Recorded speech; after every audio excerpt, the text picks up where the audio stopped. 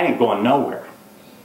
If the minister gets up with his or her authority, his authority in that case, and makes a compelling, theologically informed case for why segregation is the embodiment of evil in the world and it's your Christian duty to stay off the buses, much more likely this is going to take. So you can start actually talking about the kinds of features in these meso settings that will make it more or less likely that this kind of appropriation of the structure is possible. You follow? Yeah, I follow exactly. So that's the ultimate, to me, research agenda, is to invest deeply in ethnographic methods to see, when does this actually happen? You know, what are the kinds of compelling arguments, or who's making it? Is the social status of the framer the key factor here? Or is it just the brilliance of the argument? I'm putting my money on social status, frankly, but I'm saying we for too long we've again tried to understand contention with a whole bunch of methods that essentially leave us outside of the meso settings that we should be interrogating deeply. So break open that particular black box. Exactly. Right. C.K. Lee, sociologist now I think at UCLA, she was at Michigan, writing about worker mobilization in Sun Belt and Rust Belt cities. She asks kind of a similar question, and it is, why did a specific kind of mobilization occur in those two different settings, but also in different factory locations, why was there so much more contention here than there? One of the things she refers to is a really structural factor, but it's habitation.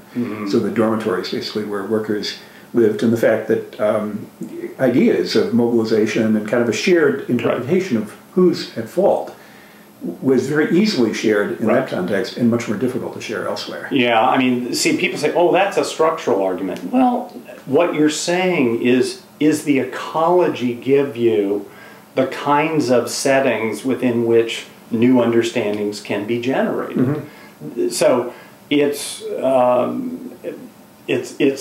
again the combination of some kind of favorable set of structures, or the ecology of the aggrieved population is ripe. I mean, again, if you have a dispersed, generally disorganized population, and you don't command these kind of sites, you're gonna really struggle to generate a movement. Right. And people say, well, so it's all structure. No, it's what happens within that structure. Right. But you ultimately have to have these relatively safe, people have called them, what was Harry Boyd's term? Safe settings? No, that's not right. I can't remember, but he meant settings that were true. Two things were true about these settings. One, they were really independent of elite control. And secondly, they really did represent people's primary attachments. If you don't have access to those kinds of sites, you're very unlikely to be able to generate emergent collective action. But where you have those kind of settings, and in abundance, you've just increased the likelihood, I think, that these processes can occur. But that's just a structural bet. Then, again, this goes back to the original argument I was making. Yeah, those structures are really important for the potential they capture, but ultimately it's what happens within those structures. And there's an element of mystery and magic in that. Right. And until we unpack that black box, and even if we do, and we engage in massive numbers of ethnographic investigations of appropriation in the service of struggle, I guarantee you we ain't going to come up with no determinate model. It's going to look different in different settings. But we may get a better handle on the kinds of arguments that are persuasive, and whether the social status of the framer is as critically important as I think it is. Well, this is a good segue to the last topic I wanted to raise, which has to do with protest in Asia. There's, of course, a lot of people are now paying attention to the fact that in China there are maybe 100,000 significant incidents of protest and demonstration and violence, and it's a rising number. So people like Sid Taro are interested in using some of the machinery, the theories, the metaphors that we've been talking about to understand social protest in China. I think Sid makes the point in an essay I read recently that this whole kind of theory of collective action and popular mobilization has been developed mostly in democratic settings. Right. And so he, at least, problematizes the idea that, you know, maybe the tools are just not that useful in Iran or in China, or in the case I wanted to ask you about, which is Thailand. So the Red Shirt movement, which is now for 2 years in a row, basically taken over the city of Bangkok, which involves mostly rural people, but with a strong alliance with taxi drivers and other urban people, with very little understanding for us outside of what their issues really are. So the question I'm kind of really curious about is, how powerful do you think that our current understandings, let's not call it a single theory of mobilization, but our current understandings of the causes and mechanisms of mobilization, how powerful is that as a kind of a source of research questions for trying to understand the Red Shirt movement better, or for that matter, the occurrence of mobilization and protest in China? Well, I know very little about the Red Shirt movement.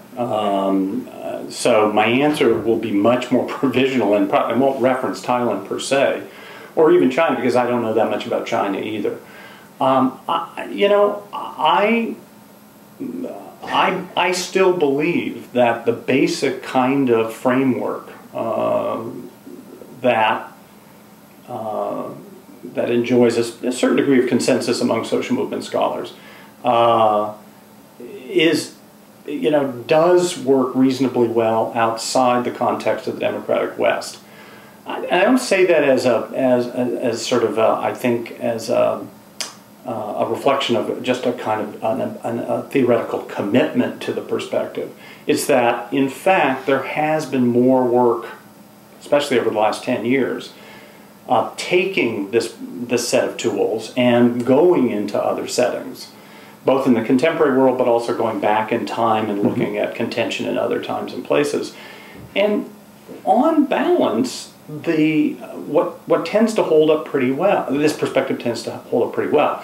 It holds up much better if it's applied very loosely and with all sorts of latitude for what constituted political opportunities in setting X at time Y.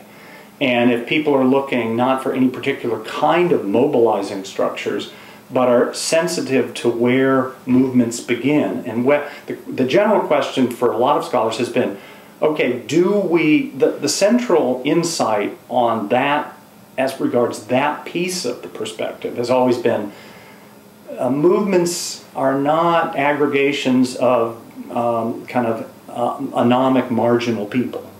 That was the old perspective, okay?